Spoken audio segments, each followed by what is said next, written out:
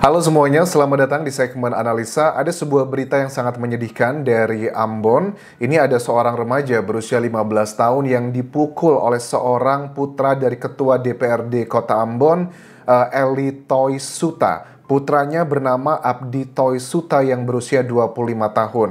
Jadi remaja ini dipukul 3 kali di area pemukiman warga. Rumahnya itu berdempet-dempetan dan langsung meninggal dunia.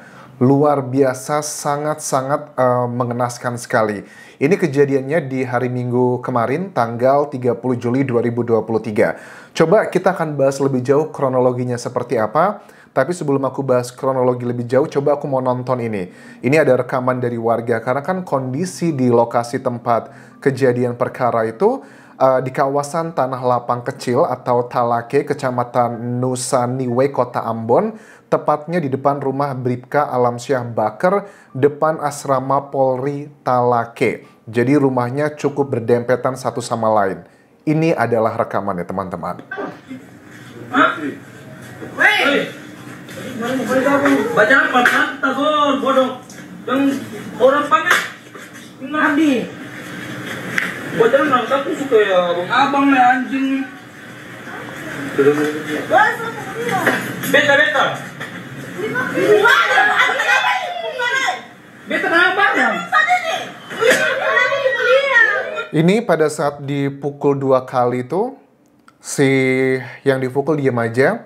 Kemudian banyak warga keluar karena yang dipukul tuh pingsan, nggak sadarkan diri. Kemudian pada saat dikasih tahu, berusaha dilerai sama warga sekitar, ini adalah statement dari putra Ketua DPRD Kota Ambon yang bernama Abdi Toy Suta itu. Itu kayaknya malah menantang, teman-teman. Sebegitu semena-mena banget ya anak pejabat di daerah.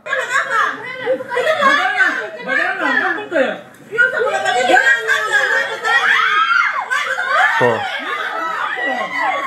Itu udah nggak sadarkan diri lagi.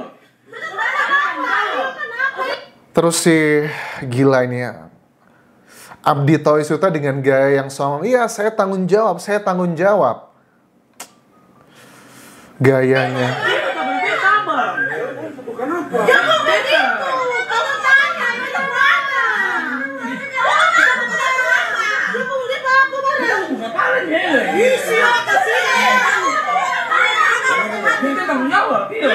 Gila. Langsung dia dengan gaya songongnya, Abdi Toy Suta ngomong, iya saya tanggung jawab. Kesel banget ya. Ini mudah-mudahan Eli Toy Suta, ibunda dari Abdi Toy Suta, walaupun kita tidak boleh menyalahkan ibundanya juga, karena bagaimanapun juga Abdi ini sudah 25 tahun, dia dewasa, jadi dia sudah bisa bertanggung jawab atas apa perbuatannya. Kemudian kita pengen tahu sebenarnya kronologinya seperti apa. Akhirnya setelah kejadian tersebut korbannya pingsan.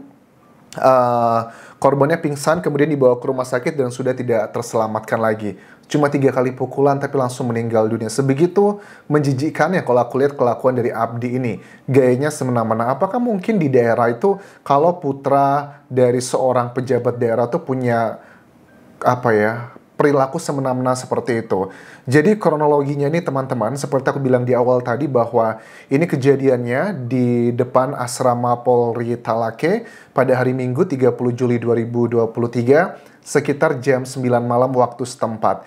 Insidennya ini berawal dari, kalau menurut keterangan saksi Muhammad Fajri Semarang, bahwa mereka ini boncengan dari rumah saudara mereka di Talake. Dan saksi mengatakan bahwa awalnya korban itu berboncengan menggunakan sepeda motor dari arah Ponorogo, kemudian menuju ke rumah saudaranya untuk mengembalikan sebuah jaket. Pada saat saksi dan korban memasuki gapura lorong Masjid Talake, dia bersama korban melewati pelaku dan hampir menyenggol yang bersangkutan. Artinya itu cuman hampir yang menyenggol yang bersangkutan. Terlepas siapa yang salah dan benar, seandainya pun memang korban itu salah, mungkin naik motor yang nggak hati-hati, apakah bisa kita excuse dengan perilaku seperti ini? Tapi ada juga yang bilang bahwa ada beberapa warga, aku lihat di berita, mengatakan bahwa si pria usia 25 tahun, Abdi Toy Suta itu marah-marah karena dia nggak ditegur katanya. Ini tipikal orang sombong banget ya. Terus dari sini juga kemudian terjadi pemukulan beberapa kali dan akhirnya relay sama warga. Aku nggak habis pikir ya, kenapa sih kok sampai sebegitunya? Ini tampangnya kalau aku lihat memang kayaknya udah kebiasaan banget ya perilaku sombong. Masa sih orang tua dari pria ini nggak tahu bagaimana kelakuan anaknya di rumah? Karena bagaimanapun juga kalau ada karakteristik yang sombong seperti ini, biasanya itu nggak cuma terjadi baru kali itu aja. Aku yakin ini sudah dari kecil sampai dewasa, memang karakternya seperti ini. Tapi gini ya, kalau aku baca keterangan dari Eli Toisuta yang merupakan emaknya dan juga anggota dari ketua DPRD Ambon bilang bahwa dia mengatakan akan menyerahkan kasus ini ke polisian. Dan dia bilang bahwa saya turut prihatin atas apa yang terjadi. Mewakili keluarga, kami menghormati dan menyerahkan penanganan proses perkara ini kepada aparat penegak hukum. Nah, ini harusnya teman-teman, kalau memang dari ibunda ini memang dia tidak bersalah karena kan tuh sudah dewasa. Tapi yang harus diingat adalah bahwa apa yang dilakukan putranya ini bukan sekedar kenakalan remaja. Dan apakah ini maksudnya dalam kategori adalah pembunuhan berencana, ataukah pembunuhan spontanitas, ataukah karena kelalaian? Pasal-pasal itulah nanti yang pastinya akan bisa memberikan hukuman kepada pelaku. Korbannya ini masih sangat remaja. Kalau dibilang ini pembunuhan berencana memang agak sulit ya, karena tidak ada unsur-unsur yang direncanakan kalau kita lihat dari sini.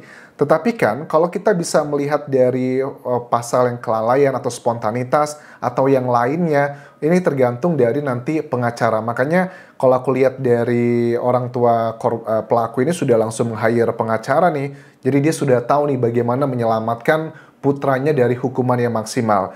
Terus selain mengucapkan bela sungkawa juga diketahui bahwa AT itu memukul kepala korban sebanyak 3 kali, dan insiden ini yang membuat korban itu awalnya sebenarnya pada saat dipukul kedua itu udah pingsan ya sebenarnya, tapi tetap aja dipukul lagi berikutnya. Pada saat saksi dan korban memasuki gapura lorong Masjid Al-Lake, dia bersama korban melewati pelaku dan hampir menyenggol yang bersangkutan.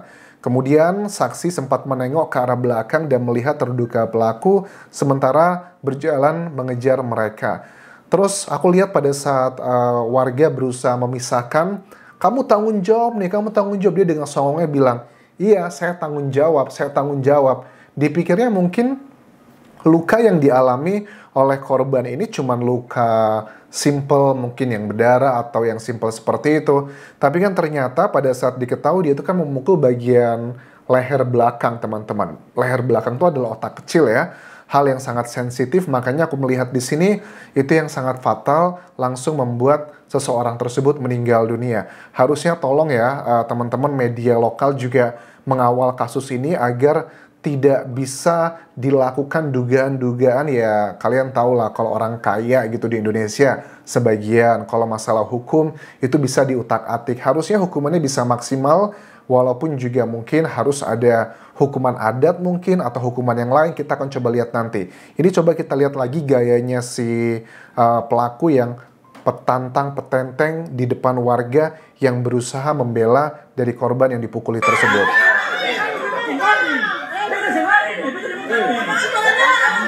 Gila.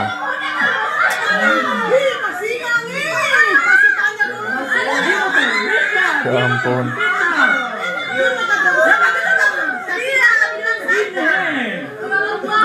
Ini udah nggak sadarkan diri korban ya.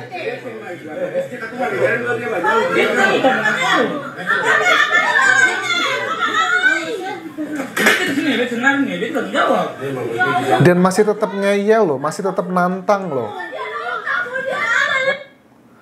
Gila ya. Gayanya tuh petantang petenteng banget ya. Ini tuh sebenarnya jujur banyak banget tipikal putra ataupun juga putri dari pejabat daerah di Indonesia tuh yang gayanya seperti ini teman-teman. Dan ini kayaknya nggak boleh dibilang apakah ini apes ataukah memang ya mungkin dipikirnya cuma mukul nempeleng nggak bakal sampai meninggal dunia, tapi ternyata malah meninggal dunia. Tentunya kalau nggak tahu ya, di Indonesia kan ada sebagian orang yang bilang meninggal tuh adalah takdir, katanya adalah hanya lantaran aja. Menurut aku enggak ya. Kalau semuanya hanya dikembalikan ke takdir, lantas apa gunanya hukum di Indonesia? Sekali lagi, kita terus kawal si pelaku Abdi Toisuta ini yang begitu tega ya menghabisi remaja usia 15 tahun ini. Ini sama aja dia udah nggak takut lagi, padahal tuh areanya area yang padat pemukiman. Ibu-ibu di sana juga sudah membela, tetapi kan karena waktunya tuh sangat cepat berlangsung, dipukulnya tidak sampai dalam waktu 1 menit. Pada saat ibu-ibu sudah keluar, sudah selesai dipukul dan si korbannya sudah pingsan dan dilarikan ke rumah sakit, ternyata sudah meninggal dunia. Gila. Menurut kalian hukuman apa yang pantas untuk perilaku seperti Abdi Toisuta ini? Mudah-mudahan untuk Ketua DPRD Kota Ambon, Ibu Eli Toisuta juga harus fair, bagaimanapun juga ada satu nyawa yang telah menghilang begitu aja. Oke, terima kasih sudah menonton. Aku miris banget melihat berita ini.